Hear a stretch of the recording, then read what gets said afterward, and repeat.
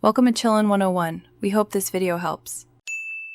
You start by cleaning and structuring so visuals mean something.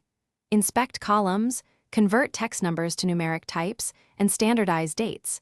This prevents Excel from misplotting.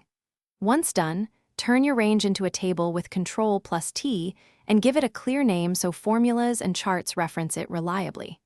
Add helper columns for calculated metrics or category flags to simplify grouping. These initial steps save time later and let you focus on choosing meaningful chart types.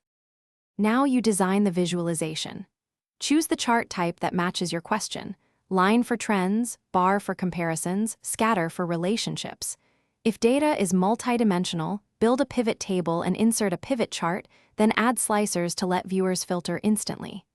Make sure to refine axes, set clear axis units, and apply consistent colors. This reduces cognitive load.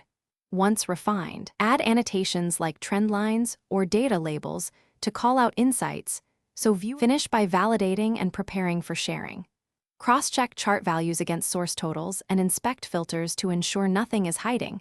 You want the visualization to be accurate. Clean the layout by removing unnecessary grid lines and legends, add a concise title and a source note, and choose export format: high-res PNG for reports, or keep the workbook for interactive use.